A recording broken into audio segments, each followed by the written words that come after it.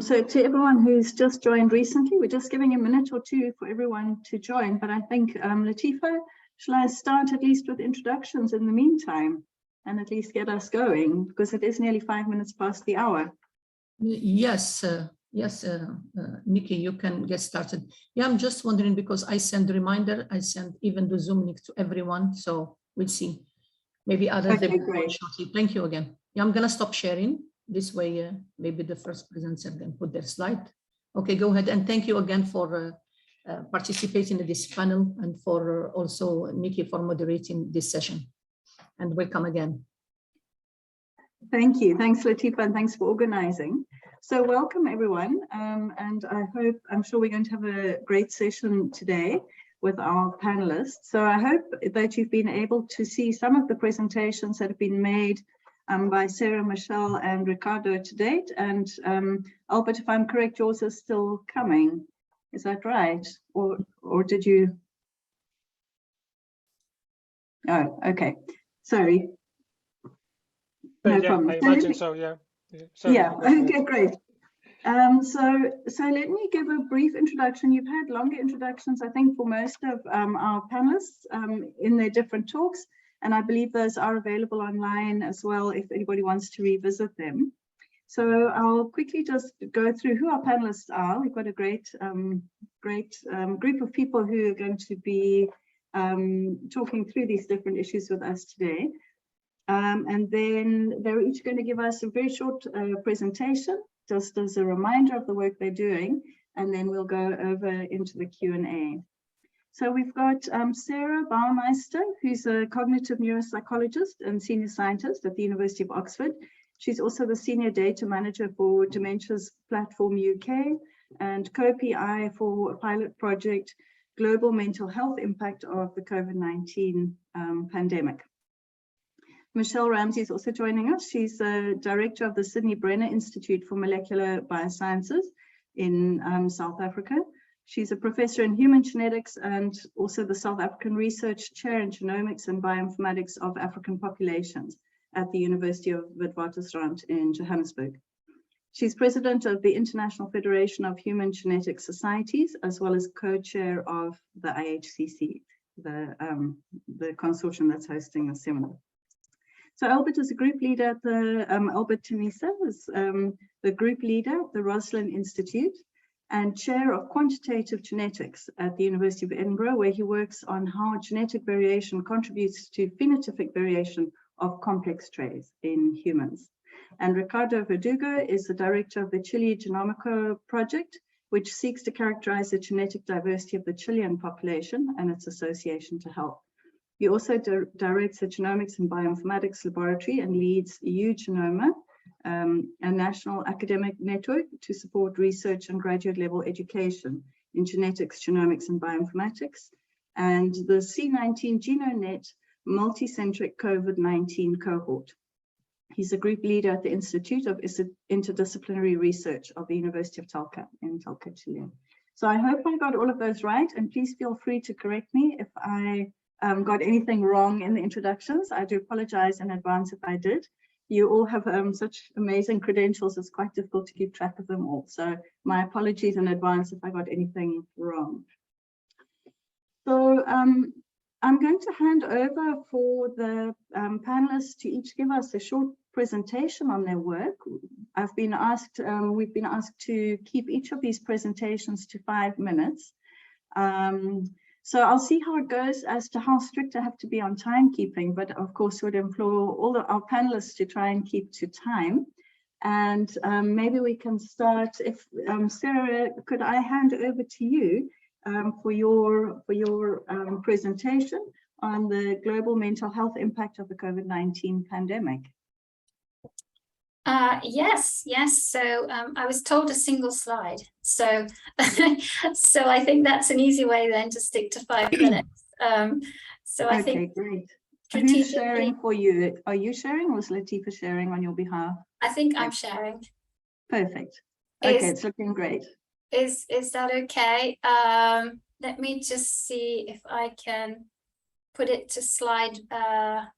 I can't see the presentation mode. Yeah, it's just that because I've gone on a tiny laptop, I'm trying to put it on. Maybe at the bottom right. Yeah, a little bit further over. That one there might work. Slideshow. Yeah, there we go. Okay. Yes, now it's perfect. Looking good.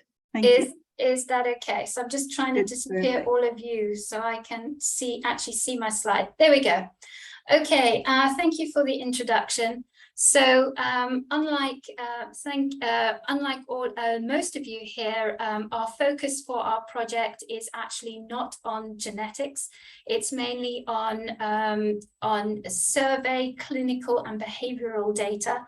Nonetheless, our cohorts of focus all possess genetic data, and our research question would like to integrate the genetic properties of a lot of our cohorts and data sets. So we were looking at the global mental health impact of the COVID-19 population. It is a 3-site project, and I say is because it's still ongoing. So we were funded as a pilot project for 1 year. It's still ongoing. We're applying further funding. We have interest from over 25 population and clinical cohorts presented in the table across 1.7 million individuals, and these include low and middle income countries as well. And the population sample sizes of these data collections vary from 500,000 individuals down to just 200. Importantly, these are multimodal data sets. They contain clinical data with survey, imaging, and genomics. And some of these cohorts have collected data, for example, the English longitudinal study of aging have over 9 waves of data. And then we have Generation Scotland, for example, who have 2 waves of data, including genomics and survey data. And then we have the MRC National Survey of Health and Development, which is a birth cohort, been collecting data since 1946 and have genetic imaging and survey data. And then, of course, we have the well-known cohorts such as the All of Us data set. And then we are also using ELSA Brazil as well. So together with my colleagues, Jordan Smoller and Andre Brunoni in Brazil, we have a team of approximately 15 situated across 3 sites. And we've been assembling these data sets. And I say that most of our pilot project has been spent on reaching out to cohorts, gaining their trust, their buy-in, their interest in our project. It has been overwhelming, the interest. We've been cataloging these cohorts across over 50 to 60 categories of interest. And for our research question, we are selecting some of the variables for a harmonization, common variable data set, using the DPUK CSERV ontology, which I lead for DPUK.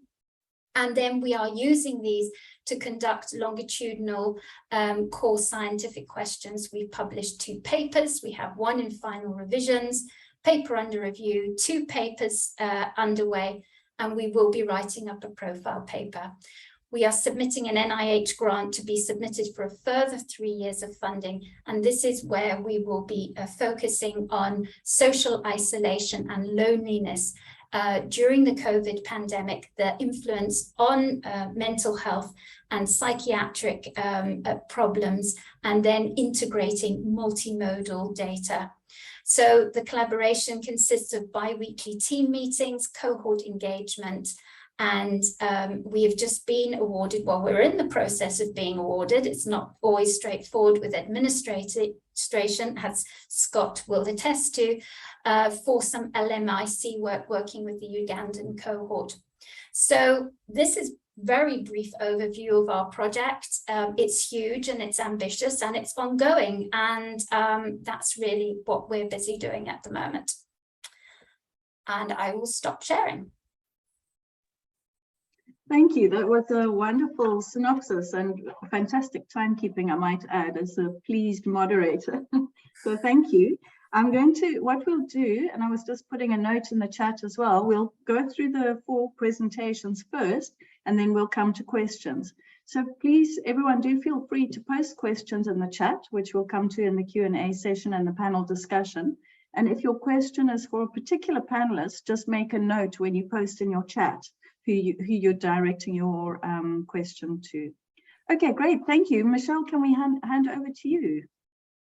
Yes, thank you very much. And I have to confess, I did not follow instructions as well as Sarah did. So I have a couple of slides coming up, but I won't take very long to present them. And Sarah, what amazing work you're doing. And I just wish we had mental health data so that we could join your study, but sadly we do not.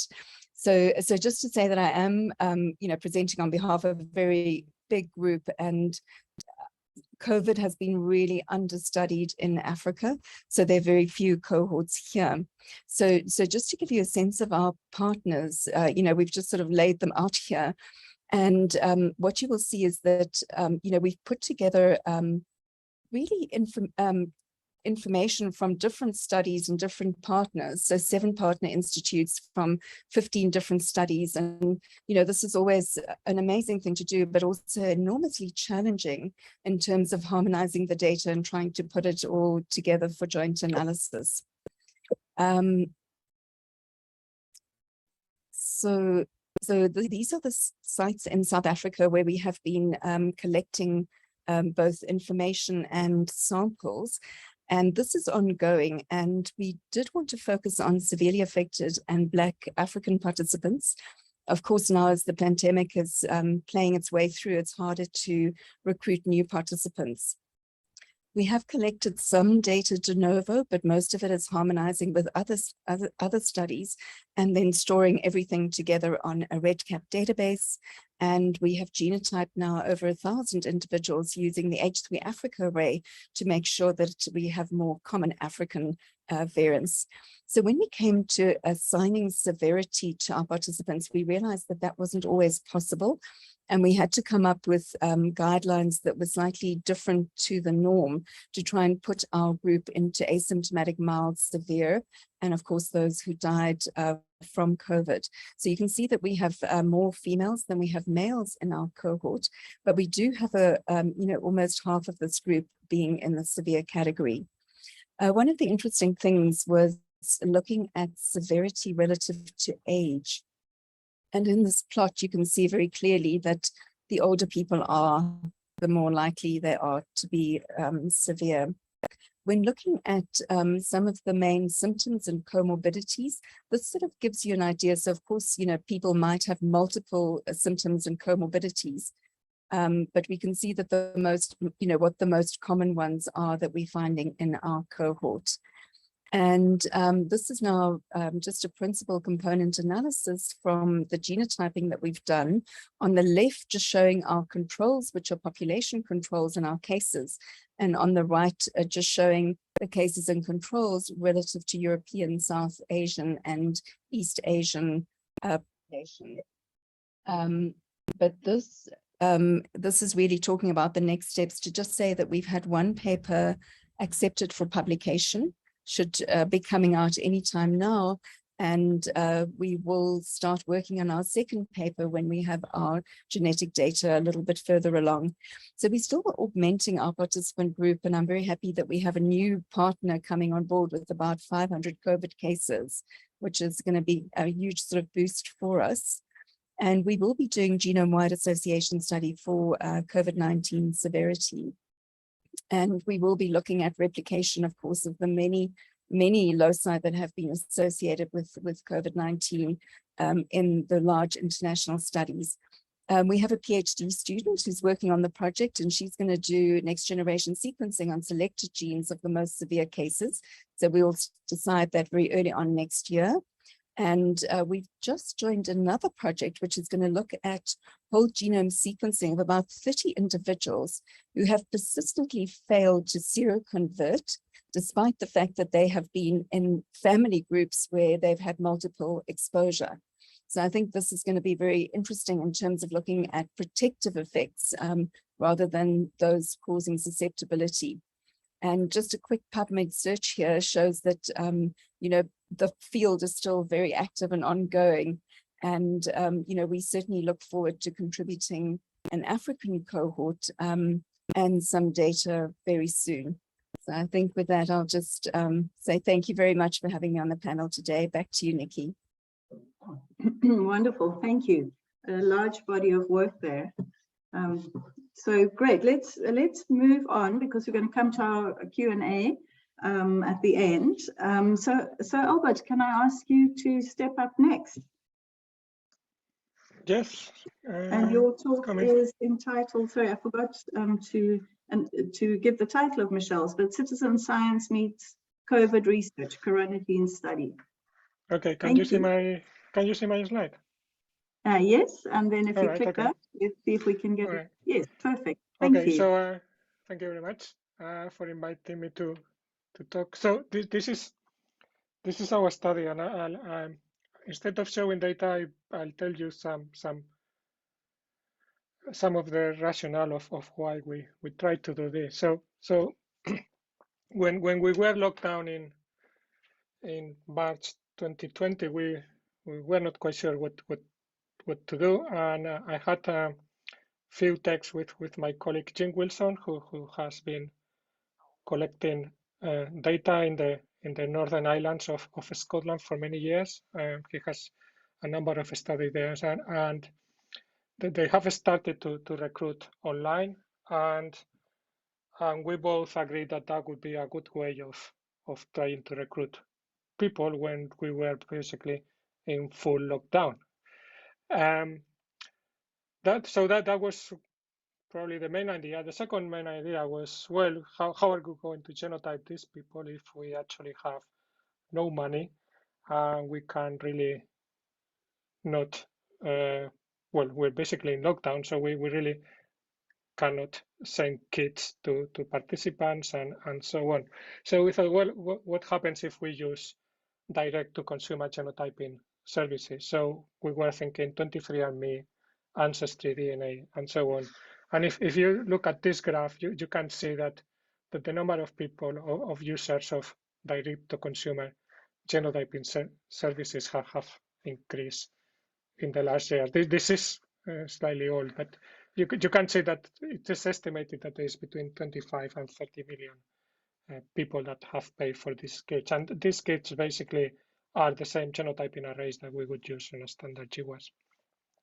So we thought, well, could these people share those data with us? What we did was trying to capture them. So the main aims of the studies were can we identify the genetic influences of risk? And we were mainly interested in symptoms, as Michèle has shown. We were interested in identifying genetic effects that may affect the symptoms, as opposed to whether you just have the disease or not, which might be, at that point, it might have been just a question of whether you've been exposed to the virus or not. The other thing that I thought would be quite interesting was try to see whether symptoms on the first day could predict who would end up in ICU or admitted to hospital. And the third one was what happens after, what is the long-term outlook of these people, and can genetics predict whether some people will develop long COVID or not. So the idea was to make people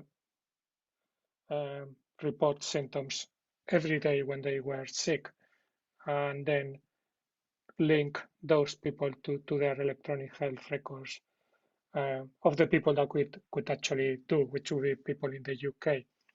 The idea also was to recruit worldwide, because we really didn't know where those people with direct-to-consumer genotyping services were. We thought that they would be basically mainly in Europe and North America, but we had to get permission to actually recruit worldwide. And so the way the recruitment would work would be basically following this cartoon. So we will make the study known to the people through social media, word of mouth, registries like shares are registered in Scotland, where people registers to showing their interest to participate in research, and so on. So then participants register their interest, they get information so they can read it on their own time and ask questions, and then they are given a unique ID, and then an automatic email is sent with a link to the questionnaire and so on. At that point, also people can ask questions about the questionnaire, things that they might not understand. And once the data is complete, that's transferred to a database. Because we were collecting files, we had to go through, we had to develop tools to screen the files. So that was a requirement of the university, basically. Not nasty things got into our servers. So we had to develop protocols to screen the files for viruses, for code that might be embedded into the files that we might not want inside our servers. And that was all streamlined, and we basically just need to monitor that it doesn't break. And in terms of recruitment, these are the number of recruitments that we did per year. As you can see, at the beginning we did very well, and then things started to flatten out as vaccines came available, and yeah, I guess people also kind of lost interest. We're still recruiting, but at a much slower pace. And that's the basic of the study. Thank you. Well, and acknowledgements to all the people that have contributed. Thank you. And stop sharing. Thank you. Yeah, no, it's great to see how you managed to harness the existing infrastructure as well to design the study and increase your participation. That's fantastic. So I realize I apologize. I switched around the order as per the agenda. So I am sorry, my error. But Ricardo, can we hand over to you on creating a multi-centric COVID-19 cohort for genomic and proteomic research on Chilean patients? Thank you. Sure. Thank you. I think Albert's still sharing. Yeah, Albert, if you can stop sharing. Oh, I thought I had to stop. Okay. Okay. And then, is this yours, Ricardo? No, it's still. No, it's still mine, but it doesn't. Oh, no. There we go. Thank you. Thank you. Great, Ricardo. Let's hand over to you. Thank you. Okay, let me know if it's on full screen now. Yeah. That looks good. Okay, perfect. So yeah, I did make the effort to concentrate the most important highlights of what we are doing in one slide, and I thought it was a nice exercise. So here after the pandemic started, the Chilean government released a call for applications for studies for focusing on COVID-19 in the whole range of domains. And there were like 100 different studies, but about 30 were focused on the biology of COVID. So we were one of those focusing on genetics, and we were able to recruit people in collaboration with other universities across the nation. And after a year, this was a 1-year project. We joined with other 3 projects, so that and a biobank, the FALP biobank, to create and consolidate this network for further studies in omics studies. So here I'm showing all the different institutions that participate in this effort, either as a biobank, which are shown in purple, or as recruitment centers shown in red. And you can see how we span the whole geography of Chile. And in terms of recruitment, we were able to recruit together about 3,000 people with different levels of severity of COVID. Here shown from, well, basically almost everyone was infected. So yellow is not infected, but we had from asymptomatic to lethal infections. But mostly were mild, because this was based on an open call for people to volunteer to participate. And we have a great reception. Over almost 4,000 people called to willing to participate and help in some way to understand better this disease. And we genotype everyone and used a survey to collect over 27 phenotypes and comorbidities and health status, habits, socioeconomic status, ancestry, and whatnot. And using that, we have been able to perform several GWASs. Here I'm showing you for critical illness, and you can see how with just 300 cases of critical illness and 2,000 controls, we replicated the well-known peak in chromosome 3, but we also identified some interesting peaks, particularly the one that is shown here in chromosome 13, has not been reported before, although there is now a newer peak close by the International Host Genetics Initiative, but it's not exactly on the same gene. So we think that the quality of the phenotypes allowed us to find peaks, even though that the sample size is not great. And we still have further analysis to do to better account for genetic structure. Remember that this is an admixed population. The Chilean population is about 50% European, and the other 45% Amerindian, and about 3 to 4% African.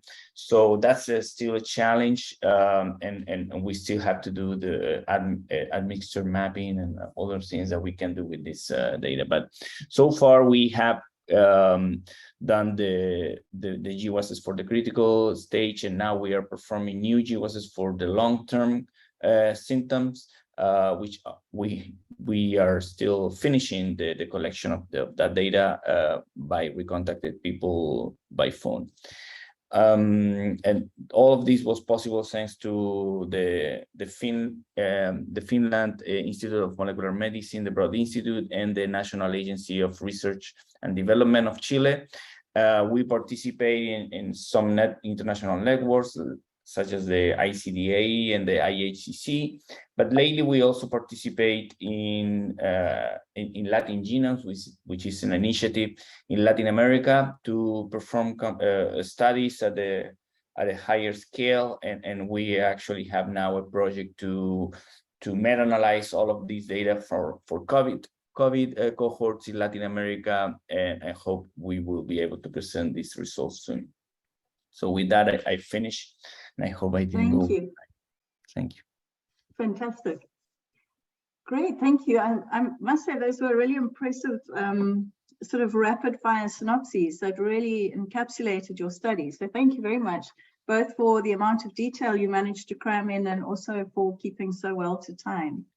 So just to remind everyone, you can raise a hand if you prefer that, just by using the little reactions button, I think. Is it the, no, where do we raise hands? Is that an option that we have? Otherwise, you can type in the chat, and I will keep an eye on the chat and pick up questions as they come up in the chat.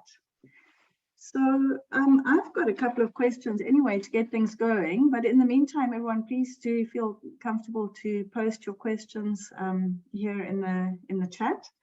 I'm very interested, and I've got the general questions that I can put out, and we can, I've got some general questions, and then, so between the panelists, you can unmute if you're happy to answer them first, or we can go around the room.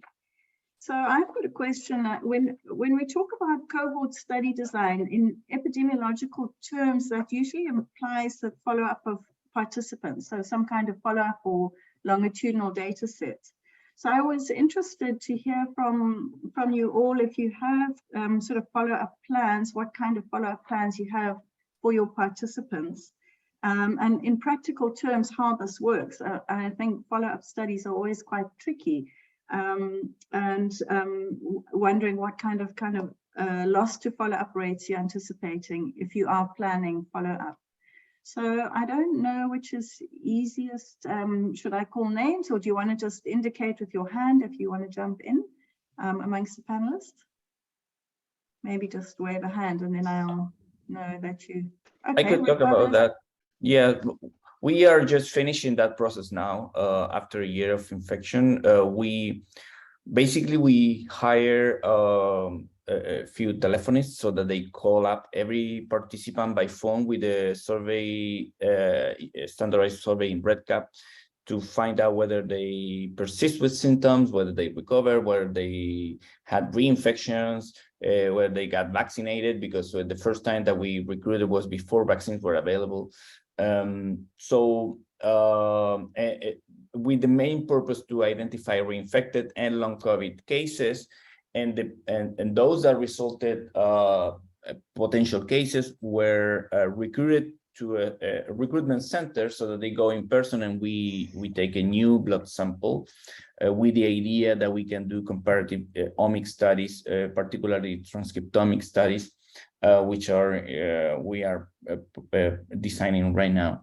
So that was, I will say, from talking to other people with more experience in epidemiological study, I think that it was successful because we had more than 70% success in this process. There's always people that they don't want to know about anymore about this study. They get tired of being asked questions about this, but that's okay. That's normal. And in order to keep the enthusiasm for participation, we give them back something. So we already sent them by email a personalized ancestry report to all participants.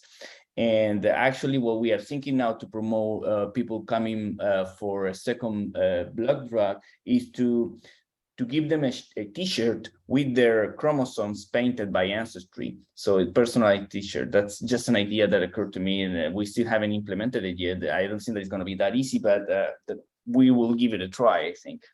So that's what I can tell about. That's fantastic. Yeah. I like also the idea of the personalized ancestry report. I think that's fantastic. We're also working on that for a new project we have coming up. And I think similarly to your populations, we also have very admixed populations. So it's very interesting for individuals here to have some sense of what their genetic test will say about their ancestry compared to maybe the family history and that kind of information. I think that's wonderful. Yeah. Anybody else want to follow on, Albert?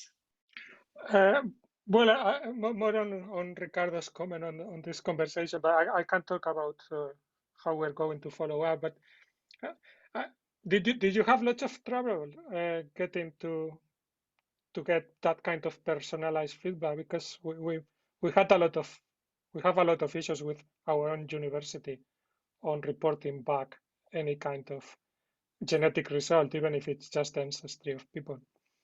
Well, we had one issue with one person that wasn't happy. I think that the person was expecting a more detailed ancestry study than what we could provide for, particularly the Amerindian ancestry, because they are not very good reference panels. So you can't be very specific about where in America your Amerindian ancestors come from. So this person wrote to the IRB and in disappointment, because we took longer time than what we promised to deliver those ancestry reports. It was the first time that we did that. It's just sending out over 2,000 emails was challenging. I had no idea that we needed professional assistance in order to do that. And then dealing with responses from people also is very labor demanding. We had to hire people.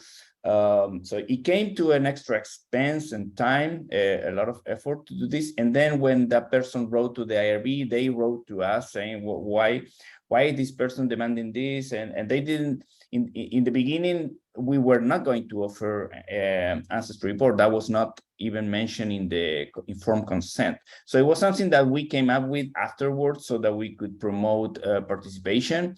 And they were like, yeah, this can be troublesome. Just make sure that you make clear to them that this is not like a business, a commercial exchange of goods where you participate with a blood sample in exchange for something, because that's unethical.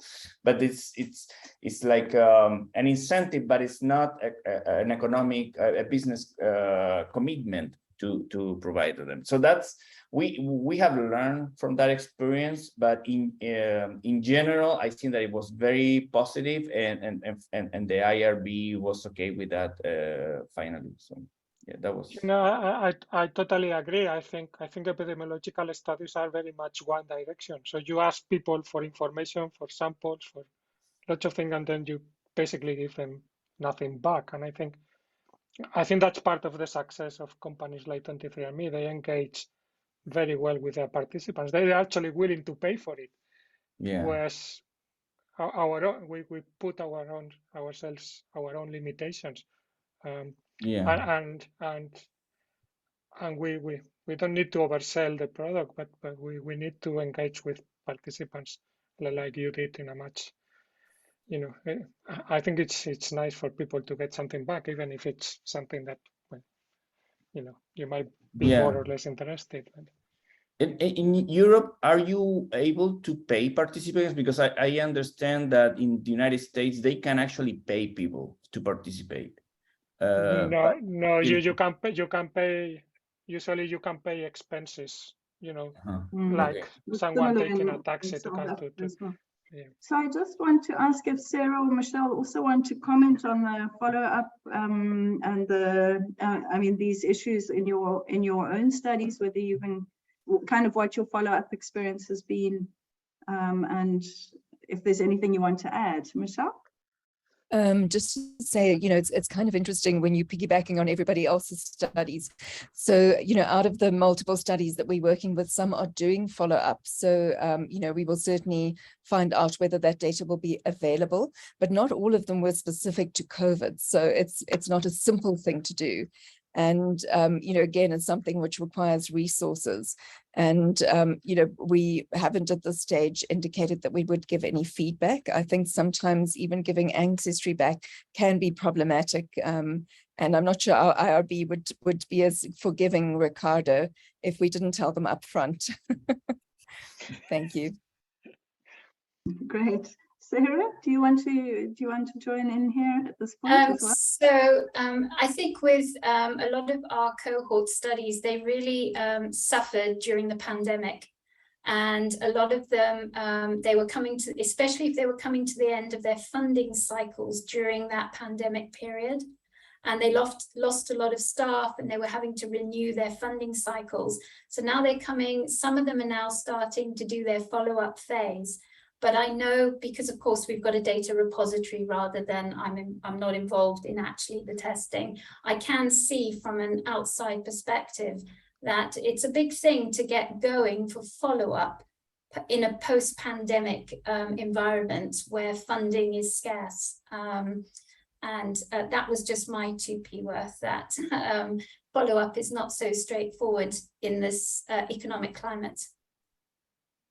Thank you. And I think to that also, just in terms of and I'm sure Albert, you would agree with this, in terms of looking at associations over time, there will certainly be some kind of bias. I think particularly with COVID and long COVID, I would imagine that people who are experiencing long COVID symptoms are going to be more willing for a follow-up kind of meeting or discussion, and people who recover just fine and have moved on and wish to pretend that the pandemic never happened because it was really rather unpleasant and it's all behind now, are probably less likely to be willing to follow up. So as you start selecting, you get quite a strong selection bias in your follow-up studies. So Yeah, I it's think quite so, tricky. but I think that's probably true. But also people with long COVID have very much ups and downs. So they might be interested, but then sometimes they can't even move.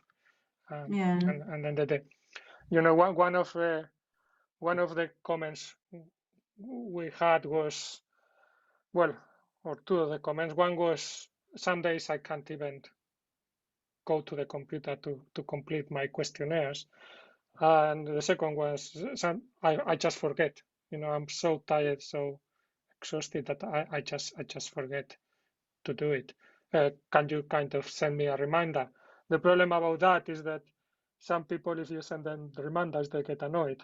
So you have Annoying. you always have it both ways. Yeah. It's hard to know how to deal with it.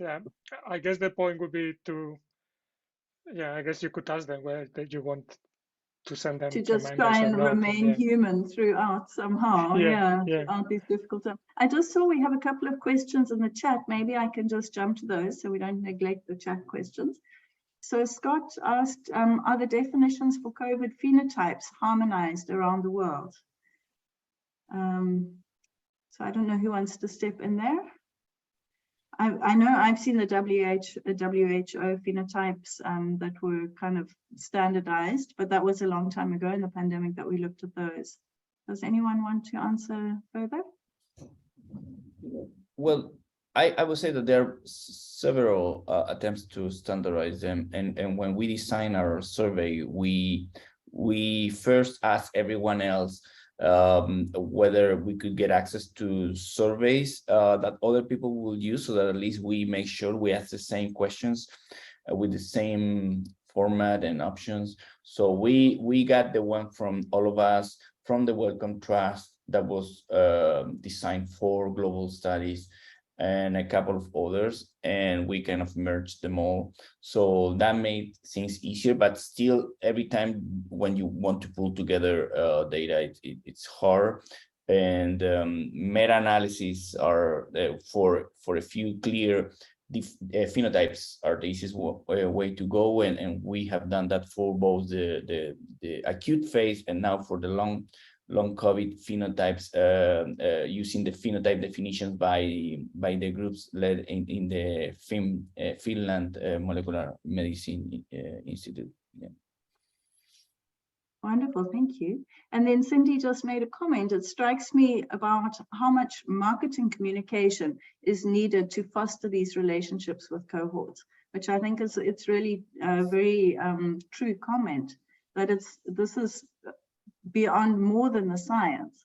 And we do have to think about the participants' experience, but also the research collaboration relationships and how we manage these to be really equitable. And I like that benefit sharing sort of entered this conversation very early on, because it's so crucial. I personally think that one of the things we seem to have failed at as scientists is being believable and empathic with participants. And we really saw that failure played out in the way people approach science in the pandemic. And we really need to do a lot of work to build those bridges so we don't end up in the same place again. So yeah, I agree, Cindy, with that comment very much. And then I was just seeing, so Latifa just reminding everyone, like one of our main goals of these educational series is to collaborate and to look for opportunities to collaborate together as we're all talking about these common studies, and to keep that in mind. And then Michèle's also commented, understanding that the Chilean cohort has 3 to 4% African ancestry, it would be interesting to do validation replication between our data sets. So there's a good opportunity for some collaboration. And Chisholm asked, were there any challenges for adapting the questions you collected from Wellcome Trust and all of us? No, because they were already similar. In terms of the phenotypes that needed to be asked for. So all of the COVID-related questions, we got them from them. We just added a few more symptoms that we heard from physicians here that were reporting as important. So we added added them. And then we took our Chile Genomico survey for ancestry and socioeconomic characterization and put it in so that we could then compare. We use Chile Genomico as control so that we have the same characterization instrument. So yeah, no, that worked great. So far, we haven't identified that we missed something important that we hope we did. That's a relief, Albert. Yeah. I think Michèle's hand was before me. Oh, sorry, Michèle. Apologies. Go ahead. That's absolutely all right.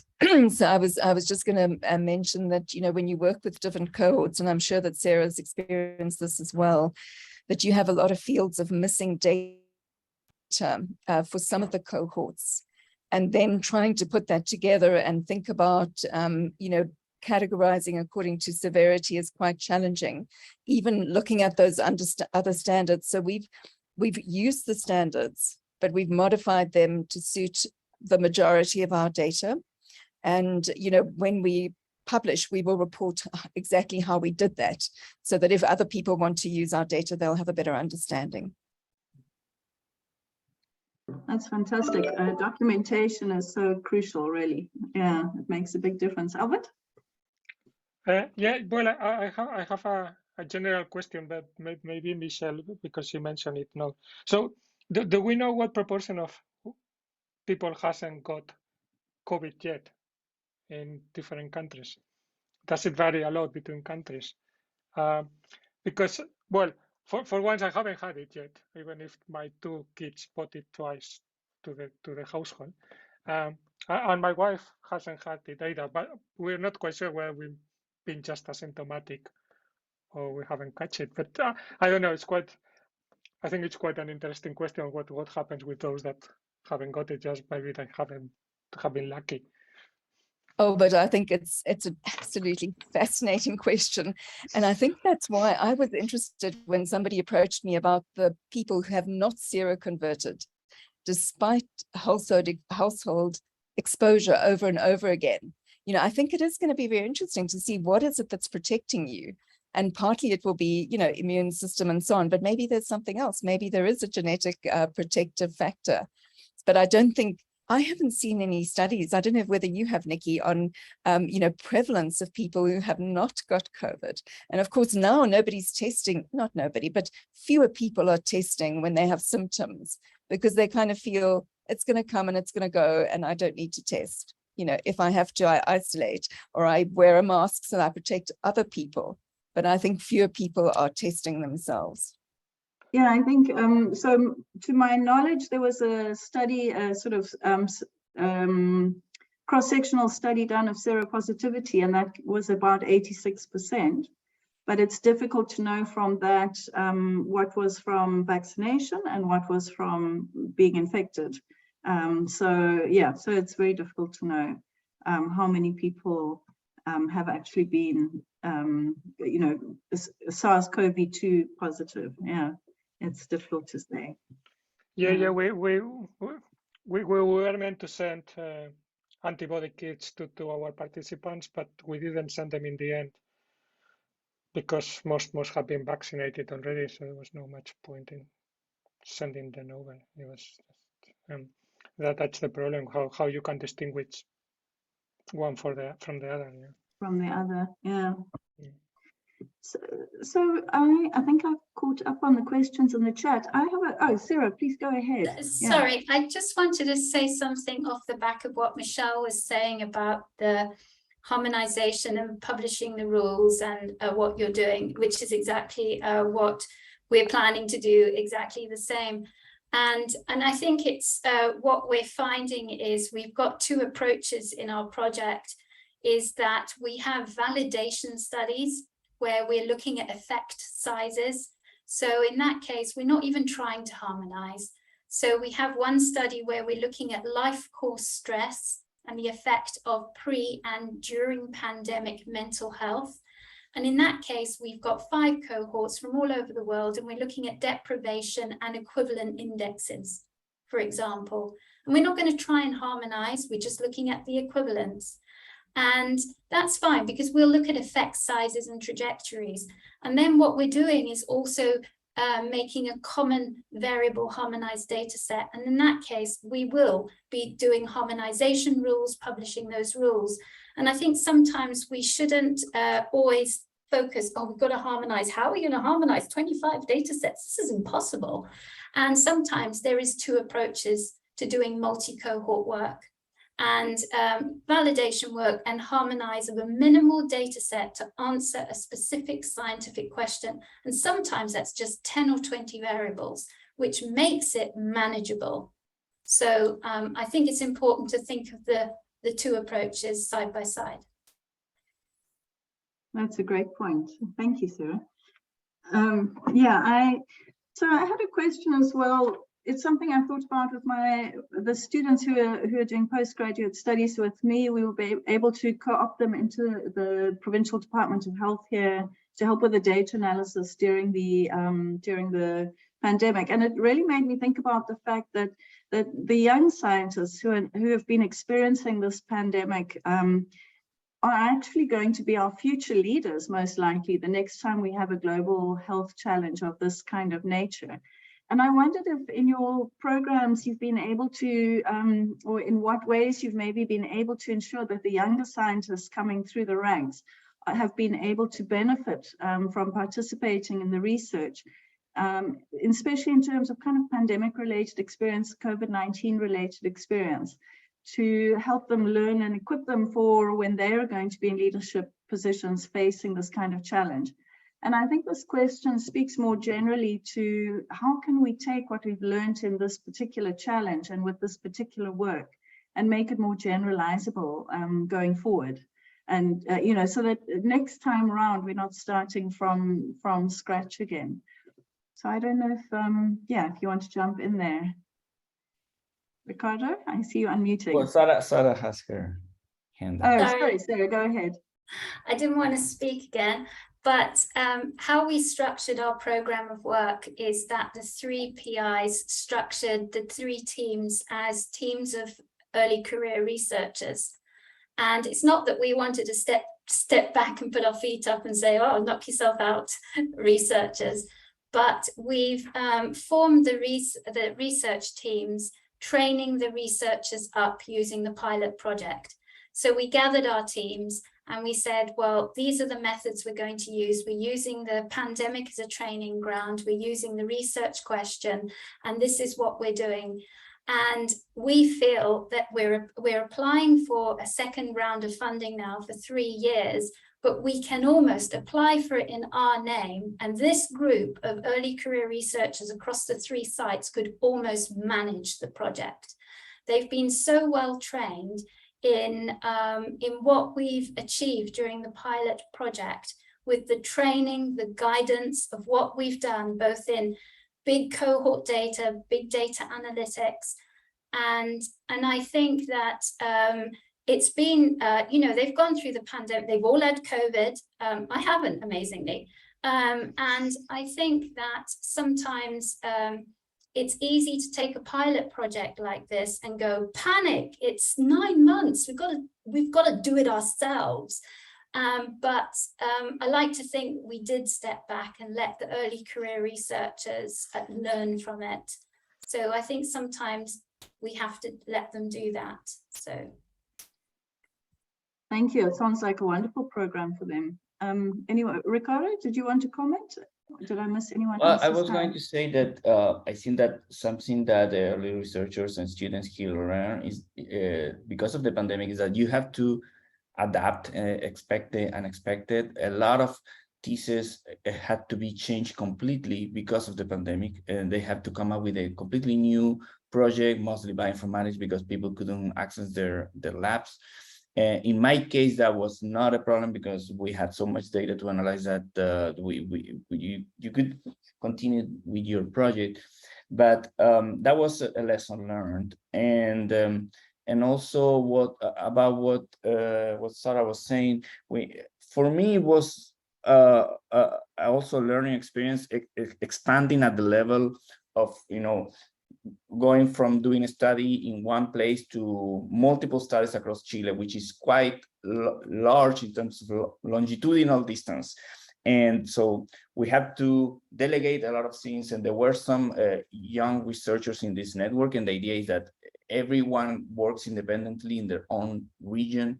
And I think that that was successful. I supported some young researchers for their own applications with their own data there, but having access to all of the data for the rest of the country. So I think that that was a big boost for them, because they had suddenly access to a large cohort for their own grants, and that was very stimulating for them to participate in these larger networks. Yeah. So I don't want to cut anyone off. I've just noticed the time, and we've actually used up our hour much faster than I felt like we were using up our hour. So with apologies for not being able to continue that line with our other two panelists who hadn't spoken on that particular question, I think I'm obliged to call this to a close at this point.